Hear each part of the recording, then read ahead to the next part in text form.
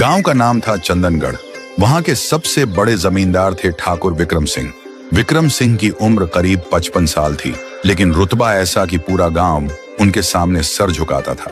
पैसा, जमीन, जागीर सब कुछ था उनके पास, लेकिन उनकी कमजोरी थी उनकी दूसरी पत्नी रोशनी।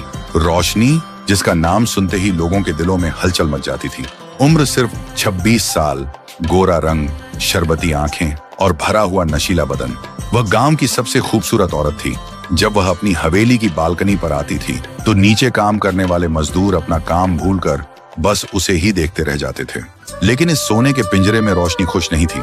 ठाकुर विक्रम सिंह अपने राजनीति और व्यापार में इतने व्यस्त रहते थे कि उन्हें रोशनी की तरफ देखने की भी फुर्सत नहीं थी।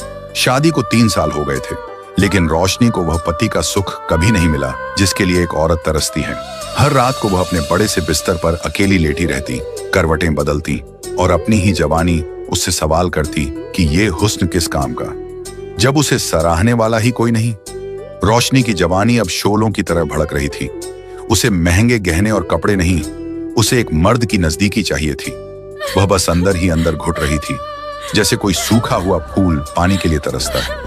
एक दिन हवेली में एक नया काम करने वाला लड़का आया। उसका नाम था सूरज। सूरज शहर से आया था। उम्र करीब 25 साल, लंबी हाइट, मेहनत से बना हुआ सॉलिड बदन, पसीने में चमकती हुई त्वचा और बिखरे हुए बाल। उसे ठाकुर साहब के घोड़े संभालने और बाग का काम करने के लिए रखा गया था। एक दिन रोशनी बालकनी में खड़ी थी और नीचे सूरज बिना शर्ट के सिर्फ एक बनियान में लकड़ियां काट रहा था। उस दिन पहली बार रोशनी ने सूरज को देखा, लेकिन देखते ही रोशनी की नजरें उस पर जम गईं और उसके दिल में एक अजीब सी हलचल हुई जो सालों से शांत थी। धीरे धीरे रोशनी ने सूरज को हवेली के अंदर के काम देने शुरू किए। कभी कहती, सूरज, मेरे कमरे का एसी खराब है, उसे देखो। तो कभी कहती, बाथरूम का नल टपक रहा है। एक दोपहर ठाकुर साहब शहर गए हुए थे। हवेली में सन्नाटा था। रोशनी ने सूरज को अपने बेडरूम में बुलाया। सूरज दरवाजे पर खड़ा हुआ बोला, मालकिन, आपने बुलाया? रोशनी बिस्तर पर लेटी हुई थी। उसने एक मॉडर्न कपड़े पहने थे जिनसे उसका बदन चमक रहा था। उसने मुस्कुराते हुए कहा, हाँ सूरज, इधर आओ, मेरे पैरों में बहुत दर्द है, जरा दबा दोगे? सूरज झिझका, मालकिन, ये मेरा काम नहीं है, ठाकुर साहब ने देख लिया तो। रोशनी उठकर बैठ गई और बोली, ठाकुर साहब अभी नहीं है, और जो मैं कह रही हूँ वो करो, तुम्हें मुंह मांगा इनाम मिलेगा। सूरज भी नौजवान था। सामने इतनी खूबसूरत औरत को देखकर उसका भी ईमान डोल गया। वह धीरे से आगे बढ़ा और रोशनी के पैर दबाने लगा। हाँ, बहुत दर्द था सूरज, धीरे, ऐसे ही। हाँ, अब कुछ राहत मिल रही है। धीरे धीरे माहौल गर्म होने लगा। उस दिन बंद कमरे में क्या हुआ इसकी कोई खुली गवाही नहीं, बस इतना शानदार था कि रोशनी की सालों की सूखी प्यास जैसे किसी ने छूकर सुलगा दी हो। सूरज ने उस खाली जिंदगी में एक ऐसी गर्माहट भर दी जो ठाकुर साहब की दूरी ने कभी नहीं दी थी। और तब से रोशनी अब सूरज के प्यार में डूब चुकी थी। अब यह सिलसिला रोज का हो गया था। जब भी ठाकुर साहब बाहर जाते, सूरज और रोशनी एक हो जाते। रोशनी अब पहले से ज्यादा खूबसूरत लगने लगी थी। उसका चेहरा खिला खिला रहता था, लेकिन गांव में बातें छुपाई नहीं छुपती। नौकर चाकर कानाफूसी फुसफुसाते थे। मालकिन और नए नौकर के बीच कुछ न कुछ चल रहा है। फिर एक दिन रोशनी सूरज की बाहों में थी। उसने सूरज से कहा, सूरज, मैं अब और इस बूढ़े ठाकुर के साथ नहीं रह सकती। मुझे घुटन होती है। मैं चाहती हूँ हम दोनों कहीं दूर भाग जाएं। लेकिन मालकिन, हम खाएंगे क्या? मेरे पास तो कुछ भी नहीं है। तुम चिंता मत करो, ठाकुर की अलमारी की चाबी मेरे पास है। वहाँ करोड़ों के हीरे और पैसा रखे हैं। हम वो सब लेकर भाग जाएंगे और शहर में जाकर शादी करेंगे, फिर पूरी जिंदगी राज करेंगे।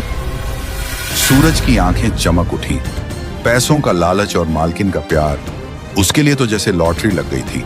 दोनों ने प्लान बनाया कि अमावस की रात को जब ठाकुर साहब दूसरे गांव पंचायत के लिए जाएंगे तब दोनों भाग जाएंगे। फिर अमावस की रात आई। हवेली में कोई नहीं था। ठाकुर साहब शाम को ही जीप लेकर निकल गए थे। रोशनी ने जल्दी जल्दी सारे गहने, हीरे और ठाकुर का रखा हुआ 50 लाख रुपया एक बड़े से बैग में भरा। फिर रात के 12 बजे सूरज हवेली के पीछे जीप लेकर खड़ा था। रोशनी भागती हुई आई और हाँफते हुए बोली, जल्दी करो सूरज, कोई जाग ना जाए। दोनों जीप में बैठने ही वाले थे कि अचानक पीछे से आवाज आई, कहाँ जाने की तैयारी है रोशनी? सुनते ही रोशनी के पैर जम गए। उसने मुड़कर देखा सामने ठाकुर विक्रम सिंह खड़े थे, हाथ में एक बड़ी सी बंदूक ली और उनके पीछे कुछ पहरेदार खड़े थे। रोशनी कांपने लगी। मालिक, आप तो गए थे। ठाकुर हंसे, एक ऐसी हंसी जिससे रोशनी की रूह कांप गई। तभी ठाकुर ने सूरज की तरफ बंदूक तानी। रोशनी को लगा अब ठाकुर सूरज को गोली मार देंगे, इसलिए वह सूरज के आगे जाकर खड़ी हो गई। लेकिन तभी हुआ वो जिसे देखकर रोशनी के होश उड़ गए। ठाकुर ने ढेर सारा पैसा निकाला और सूरज के सामने फेंक दिया और बोले, शाबाश सूरज, तूने अपना काम बखूबी किया, एकदम वैसे ही जैसे मैंने कहा था। रोशनी की आंखें फटी की फटी रह गईं। ये क्या हो रहा है?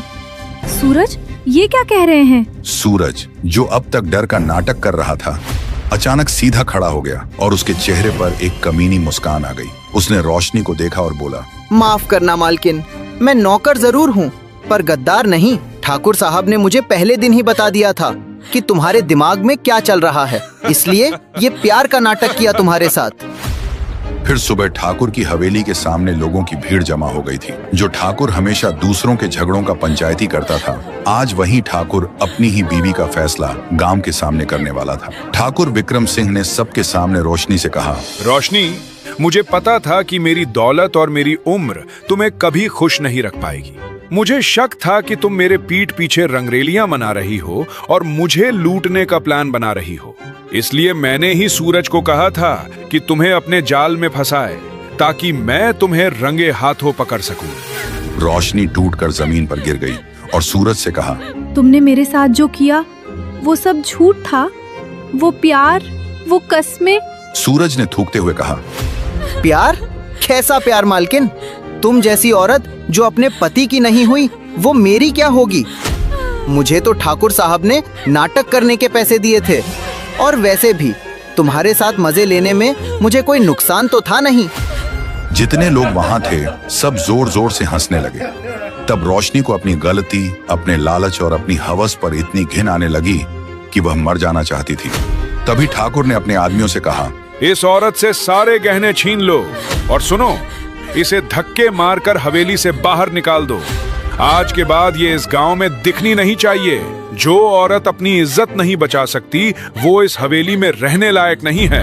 रोशनी गिड़गिड़ाती रही, मालिक, मुझे माफ कर दो, मुझसे गलत हो गई, मैं बहक गई थी। लेकिन ठाकुर का दिल पत्थर का हो चुका था। सूरज ठाकुर से बोला, मालिक, मैं चलता हूँ, मेरा काम खत्म। फिर उसने जीप स्टार्ट की और चला गया और रोशनी को ठाकुर ने घर से निकाल दिया। जो कभी महारानी की तरह रहती थी, अब वह कीचड़ में सड़क पर पड़ी थी। उसके पास न घर था, न पैसा और न ही वो प्रेमी जिसके लिए उसने सब कुछ दांव पर लगा दिया था। तो दोस्तों, दूसरों की थाली का लड्डू हमेशा बड़ा लगता है, लेकिन लालच और धोखे का अंजाम हमेशा बुरा होता है। इंसान को जो मिला है उसकी कदर करनी चाहिए, वरना रोशनी की तरह सड़क पर आने में देर नहीं लगती।